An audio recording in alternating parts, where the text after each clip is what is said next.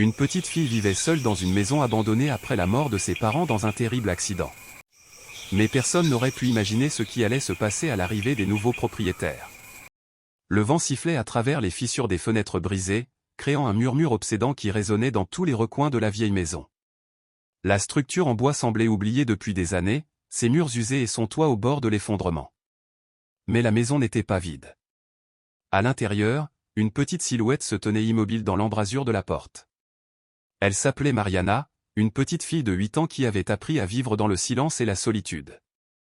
Ses cheveux emmêlés lui retombaient sur le visage, et ses grands yeux noirs fixaient, à travers la vitre brisée, le chemin de terre menant au village. 2 ans s'étaient écoulés depuis l'accident qui avait bouleversé sa vie. Ses parents, agriculteurs travailleurs, étaient partis tôt un matin vendre leur dernière récolte en ville. Mariana les avait regardés partir depuis la fenêtre où elle se tenait maintenant. Elle se souvenait encore de leur sourire, de leur promesse de revenir avant la tombée de la nuit. Mais ils ne sont jamais revenus. Un glissement de terrain sur la route a enseveli leur véhicule sous des tonnes de pierres et de boue. Leurs corps ont été retrouvés quelques jours plus tard, une fois la tempête passée. Depuis ce jour, plus personne n'avait franchi cette porte. Mariana avait appris à survivre seule. Elle allait chercher de l'eau dans une rivière voisine, mangeait le peu qu'elle pouvait cultiver dans un petit jardin et, lors des nuits les plus froides, s'enveloppait dans une couverture qui portait encore l'odeur de sa mère. Mais cet après-midi-là, quelque chose semblait différent. De temps à autre, le vent apportait le ronronnement lointain d'un moteur, mais cette fois, le bruit ne faiblit pas, il s'amplifia. Mariana plissa les yeux et aperçut, au loin, un véhicule s'approchant lentement sur le chemin poussiéreux. C'était une vieille voiture, déplacée dans ce pays oublié. Elle recula d'un pas et se cacha dans l'ombre, une boule d'angoisse se serrant dans sa gorge. Personne n'était venu ici. Personne n'était censé venir. Alors pourquoi maintenant? Qui était-il? Les nouveaux propriétaires de la maison étaient sur le point de franchir la porte, ignorant ce qui les attendait de l'autre côté. Mariana observait dans l'ombre, sa petite silhouette plaquée contre le mur du fond. Elle ne voyait pas clairement les étrangers, mais elle entendait leur voix. 2 adultes et un enfant. « Tu es sûr que c'est bien ici ?» demanda Laura d'une voix incertaine. « Bien sûr que oui. »« Regarde la carte » répondit Daniel avec assurance. « Elle est vieille, mais avec un peu de travail, elle sera comme neuve. » Mariana sentait son cœur battre la chamade. Elle ne voulait pas être découverte, mais elle ne pouvait pas détourner le regard. Sa curiosité l'emportait sur sa peur. De sa cachette, elle vit le couple s'approcher de la porte d'entrée. L'homme, large et barbu, tenait une boîte à outils d'une main et tentait de forcer la serrure rouillée de l'autre. La femme, les cheveux attachés en arrière et le visage las, tenait la main d'un petit garçon d'environ 6 ans qui levait les yeux écarquillés vers la maison. « Maman, cet endroit est effrayant », murmura le garçon en serrant fermement ses doigts. « Ne sois pas bête, Lucas », répondit-elle avec un sourire forcé. « C'est juste une vieille maison. » Dans un dernier grincement métallique, la serrure céda. La porte s'ouvrit lentement en grinçant, laissant échapper un grincement aigu et perçant qui résonna comme un cri dans les pièces vides. Mariana sentit une vague d'air froid l'envelopper. De son coin, elle vit la lumière de l'après-midi se répandre dans la maison pour la première fois depuis des années, révélant la poussière en suspension dans l'air et les meubles usés recouverts de draps délavés. « Eh bien, voilà », dit l'homme en frappant dans ses mains. « Ce n'est pas aussi grave que je le pensais. Dans 2 semaines, tout sera prêt. » Mais Mariana pouvait à peine respirer. Pour la première fois depuis des années, d'autres personnes marchaient sur les étages où elle avait erré en silence. Elle s'enfonça plus profondément dans l'ombre, retenant son souffle. Les planches de bois craquaient sous les pas des étrangers, comme si la maison elle-même leur en voulait. « Lucas, reste près de moi », prévint la mère en voyant son fils commencer à errer dans la pièce. « Et s'il y avait des fantômes ?» demanda-t-il d'une voix tremblante. La femme rit brièvement, mais avec inquiétude.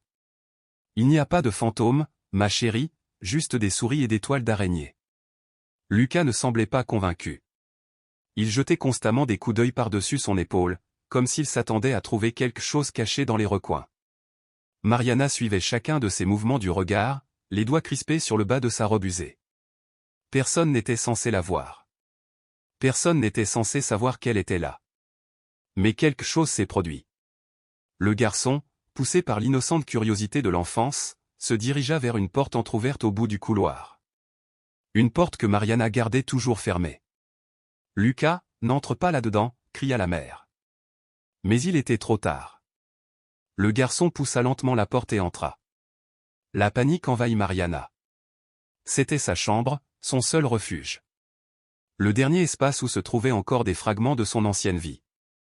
Une vieille couverture, une poupée de chiffon, une vieille photo de ses parents. « Lucas, sors de là », résonna la voix du père d'une voix aiguë tandis qu'il se précipitait en avant. Ses pas résonnèrent bruyamment. On les entendit approcher rapidement. Le garçon obéit et sortit de la pièce, non sans tourner la tête vers le coin sombre où Mariana se cachait. L'espace d'un instant, leurs regards se croisèrent. Ce fut un instant fugace, mais suffisant pour que le cœur de la petite fille s'arrête. Lucas ne dit rien. Il ferma la porte derrière lui et courut vers ses parents. Mais Mariana savait qu'il l'avait vu. Elle resta figée, son cœur battant si fort qu'elle l'entendait résonner dans ses oreilles. Cet instant avait tout changé. Lucas l'avait vu. Que ferait-il maintenant? Allait-il le dire à ses parents? Allaient-ils tous revenir dans son refuge?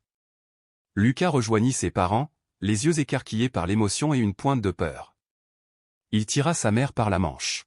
« Il y a quelqu'un là », s'exclama-t-il en désignant la pièce au bout du couloir. Sa mère le regarda, perplexe. « De quoi parles-tu, Lucas? Il n'y a personne ici, mon cœur. C'est juste une vieille maison. » Mais l'intensité du regard du garçon suffisait à faire froncer les sourcils à son père. Il prit une lampe de poche dans la boîte à outils. Depuis sa cachette, Mariana entendit des pas s'approcher. Elle serrait sa vieille poupée contre sa poitrine, ses petits doigts tremblants. Elle n'avait nulle part où aller. S'il la trouvait, que ferait-il? Finalement, la porte s'ouvrit. Le faisceau de la lampe de poche balaya tous les recoins de la pièce, révélant les objets que Mariana gardait depuis des années, la couverture usée, la poupée en lambeaux, une photo défraîchie encadrée dans du bois craquelé. Le père examina attentivement l'espace, mais ne trouva rien.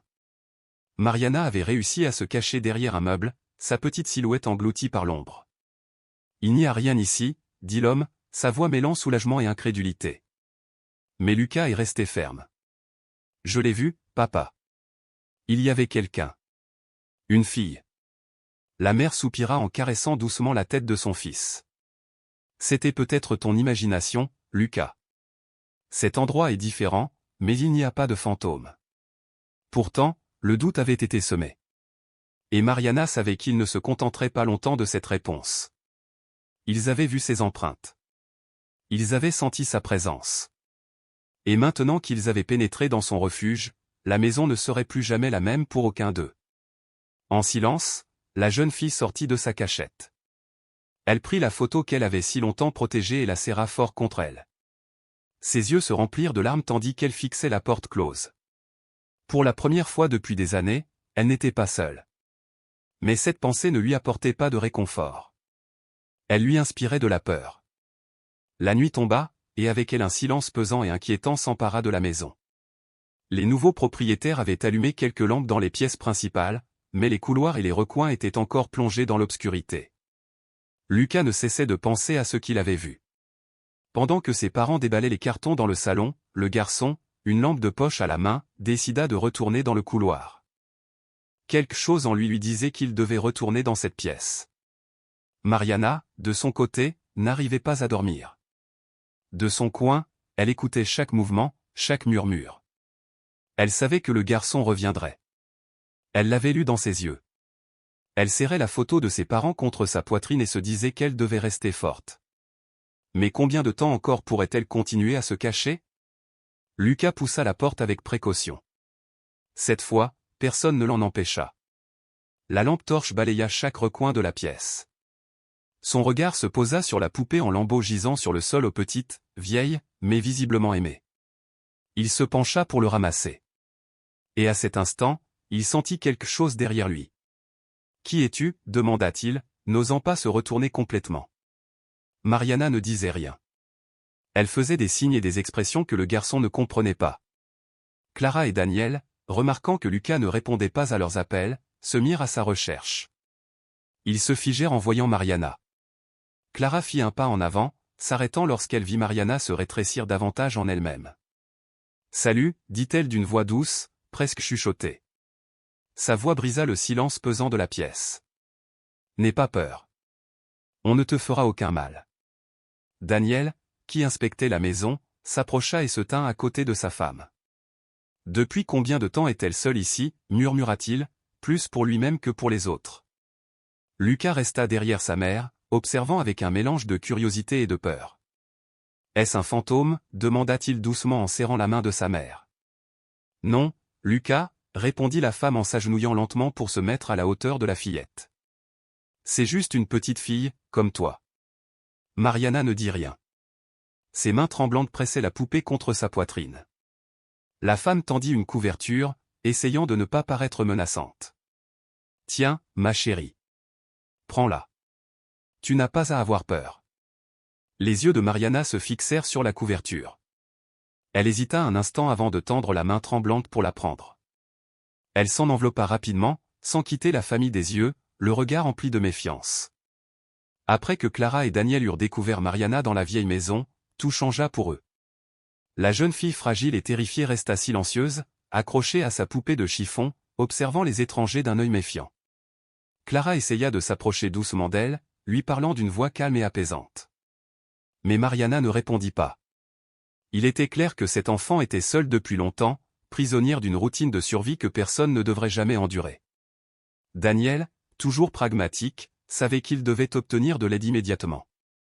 On ne peut pas la laisser ici, pensa Clara en enveloppant la fille dans une couverture apportée de la voiture. Sans en dire plus, Daniel a pris son téléphone et a contacté les autorités locales pour signaler ce qui s'était passé.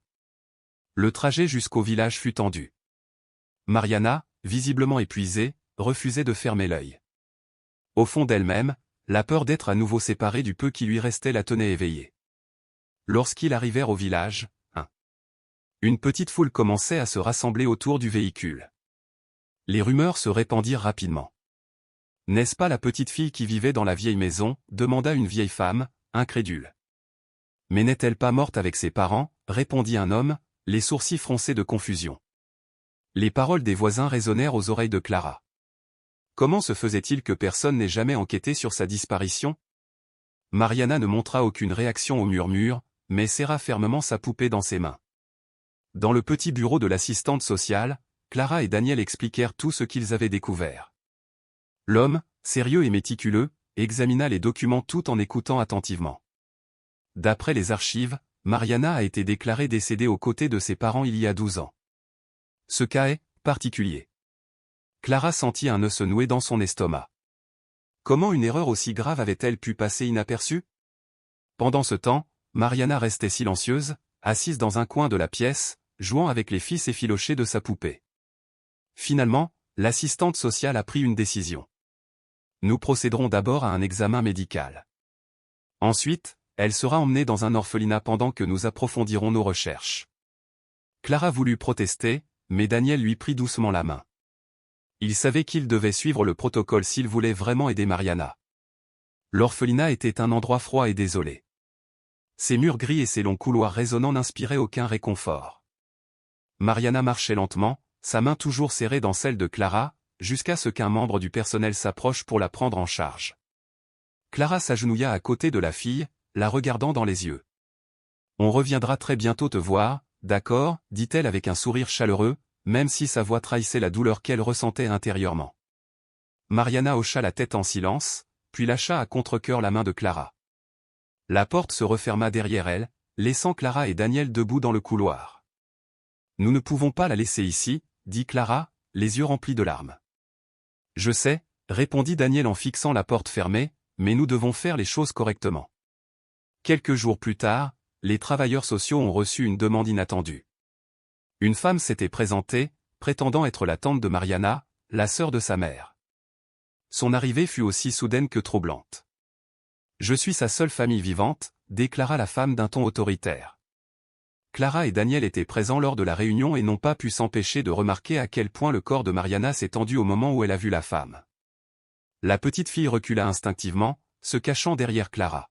« Elle ne semble pas à l'aise avec toi », dit franchement Daniel. La tante, visiblement inquiète, força un sourire. « C'est normal. Ça fait longtemps. Il faut juste qu'elle s'habitue à moi. » Mais Clara et Daniel n'étaient pas convaincus. Il y avait quelque chose d'anormal chez cette femme. Et même s'ils n'avaient aucun lien légal avec Mariana, quelque chose au fond d'eux-mêmes leur disait qu'ils devaient la protéger dès le premier jour. Ils ont engagé un avocat et ont commencé à enquêter sur les antécédents de Nora. Cela n'a aucun sens que Mariana ait si peur d'elle, murmura Clara un soir, en parcourant des documents avec Daniel. Je sais. Il y a quelque chose qui cloche, et nous allons trouver ce qui cloche, répondit-il avec une détermination tranquille. Semaine après semaine, ils ont continué à visiter l'orphelinat. Ils ont apporté des jouets, des livres, des vêtements neufs, mais surtout, ils ont apporté de la chaleur. Mariana commença peu à peu à leur faire davantage confiance. Mais sa peur de Nora demeurait inchangée. « Pourquoi ne veut-elle pas venir avec toi » demanda Clara directement à Nora lors d'une de leurs visites. « C'est juste une enfant traumatisée. Elle a besoin de temps, » répondit Nora en souriant à nouveau, mais ce sourire ne semblait pas réel. Clara n'était pas convaincue. L'affaire judiciaire s'est intensifiée. Nora a présenté des documents la présentant comme une tutrice stable et financièrement compétente. Elle a même prouvé qu'elle préparait une chambre pour Mariana chez elle. Mes intentions sont pures. Je veux seulement prendre soin de ma nièce, a-t-elle déclaré au juge. Mais l'avocat de Clara et Daniel a répliqué, exprimant des inquiétudes quant aux véritables motivations de Nora. Il a souligné que la crainte de Mariana ne pouvait être ignorée. Mes clients ont fait preuve d'un réel engagement envers le bien-être de Mariana. Ils ont toujours été là pour elle, tandis que le requérant n'a manifesté aucun intérêt jusqu'à présent. Pourtant, la balance de la justice semblait pencher en faveur de Nora. La loi était claire, les parents par le sang avaient la priorité. Clara et Daniel ont commencé à perdre espoir. Leur enquête privée a ensuite révélé des faits troublants.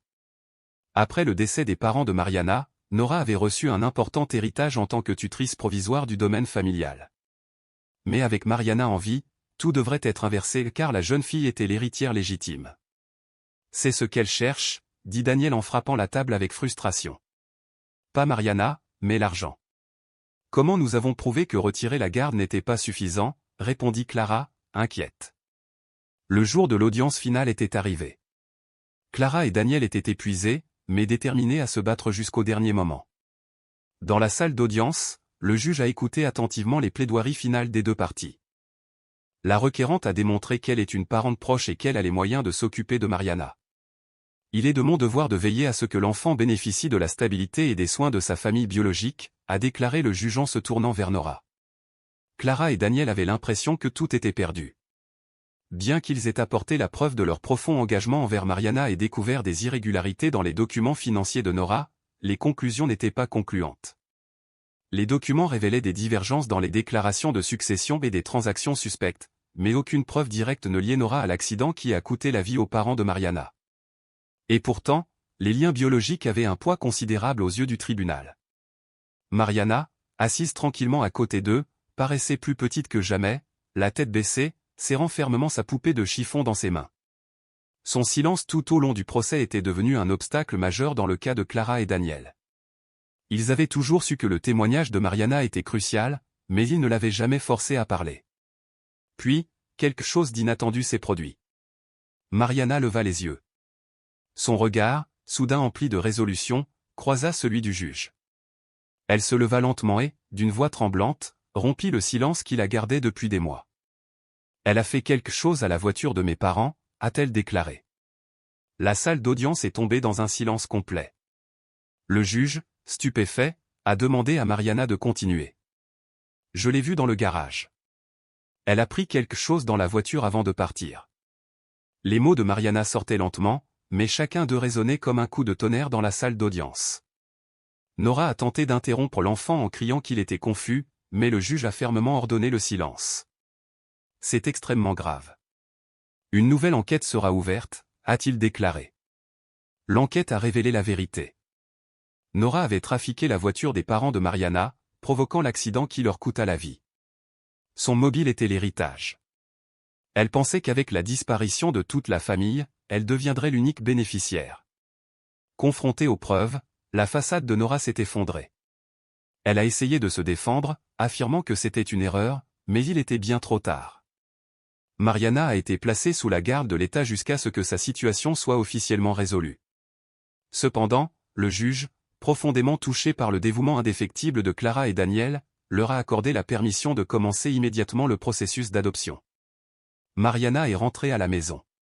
Le soleil doré de l'après-midi baignait le jardin de Clara et Daniel, où Mariana jouait joyeusement avec un cerf-volant que Clara lui avait fabriqué. La brise soulevait haut dans le ciel la délicate silhouette de papier et de tissu, provoquant des éclats de rire qui résonnaient dans tout le quartier. Clara et Daniel regardaient depuis le porche, leurs mains doucement entrelacées, tandis que le parfum chaud du pain fraîchement cuit flottait dans l'air. Des mois s'étaient écoulés depuis le procès, mais chaque jour passé avec Mariana ressemblait à une célébration silencieuse de l'amour, de la guérison et de la persévérance. Si cette histoire vous a touché, n'hésitez pas à l'aimer et à laisser un commentaire. N'oubliez pas de vous abonner à la chaîne pour découvrir d'autres histoires inspirantes et surprenantes. À la prochaine.